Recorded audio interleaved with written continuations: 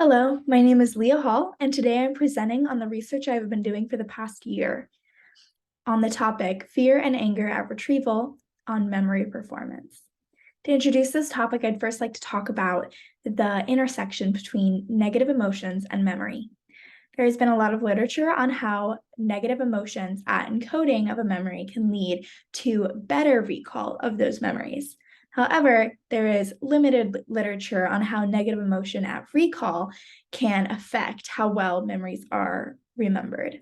So to draw the difference between encoding and recall of a memory, I'd like to have you imagine walking around campus. And while you're walking around, you are seeing all of the buildings and you're seeing all the people. And in that moment, you're encoding what campus looks like. And so that is the encoding of that memory. So then later, when you're at home, you might remember what campus was looking like, who was walking around you, what the weather was like. That is you recalling that memory. And so what the previous studies have done have been looking at how negative emotions within that memory, and so maybe something bad happened to you while you were walking on campus, how that would affect how well you recall that memory. But what I looked at in this study is how well while you're at home, perhaps you're in a very negative emotional state, how that would affect how you remember the neutral content of just walking around campus on a normal day. So this led me to my question. Does feeling fear or anger at retrieval affect how well neutral information is remembered? I had two hypotheses for this question. The first was that fear at retrieval would lead to worse recall of a memory, and the second was that anger at retrieval would lead to worse recall of neutral information as well. To answer this question, I had a computer study that was conducted in person in order to control the environment of the study. Since it was an emotion study, controlling the environment was important.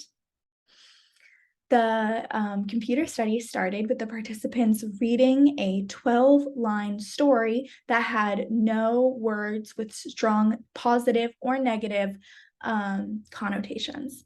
This was a neutral story that they had to read for 2 minutes at least, but they could spend as long as they wanted to read it. After that, they completed a short math distractor task in order to stop them from reviewing the story so that they had to keep it out of their working memory and focus on the math. Then they were shown a video that primed them to feel the intended emotion. I will talk more about the videos in a second. Next, they were asked to recall the story in two different ways. The first was free recall, where they were asked to recreate the story exactly, word for word, line for line, as they had read it, without any prompting. The second was a multiple choice test in which they answered 12 questions about the original story. Finally, after they had completed those memory tests, they self-reported on their emotions on 5 different emotions: anger, fear, disgust, joy, and sadness. The self-report was on a 0 to 10 scale where 0.5s were allowed, so it was ultimately a 20-point scale. This study took about 30 minutes to complete. Now, how I found the videos that would induce the intended emotion. The fear and no emotion videos I got from the Library of Effective Videos, which is a database that is used by researchers to use short videos that can create the intended emotion. The database has been rated by many, many people who rate each video on what emotions they bring up. The fear video that I chose was rated high on anxiety and fear and low on all other emotions. The no emotion video was rated high on indifference and satisfaction and on no other emotions. The anger video I got from the DeVille and O'Donoghue study, which was a study that used this video to incite anger in participants. And so I reached out to them and was able to use it as well. So on to the results. After collecting data from many participants, within all of the participants, it showed that there was no significant effect on either the free response or the multiple choice. However, there's a lot of those participants after watching the video reported that the video did not create the intended emotion. So using the subsection of participants in which the video did create the intended emotion, within the free response memory test, there was a significant effect that anger, the participants in the anger condition performed a lot worse on this memory test. The multiple choice test was not significant. However, this test was near ceiling, meaning most people were performing perfect or almost perfect, meaning that the effect that could have been there was dampened. Next, to talk about the results of the self-reported emotions. This was a manipulation check to make sure that the fear and anger and no emotion videos were generally creating the intended emotions within participants. It is seen that in most participants, the video is effective.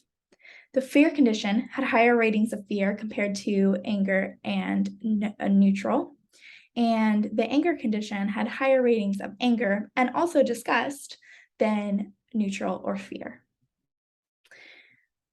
Some participants rated all of their emotions very high, even if one emotion was above, and some of the participants rated all of their emotions very low, even if one emotion, again, was above.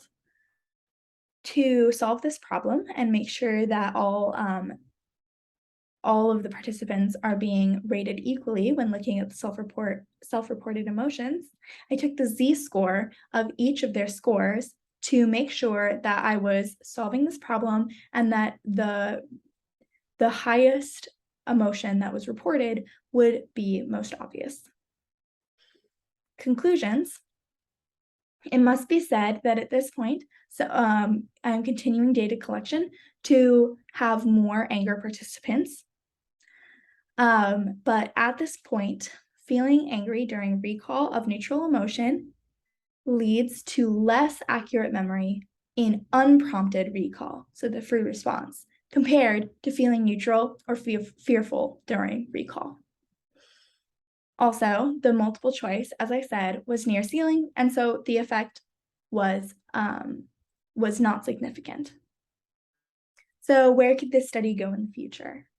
First, an fMRI study could be used for using this framework, and that could look at how the processes of fear, anger, are affecting the participants while they are trying to recall the story. Next, positive emotions could also be used in a similar fashion. Positive emotions could be induced at recall to see what effect those would have on memory performance. Finally, I would like to thank the Brain and Memory Lab for all of their support, and especially my graduate advisor, Ben Chalupka, and my primary investigator, Dasha Zitamova. Thank you very much.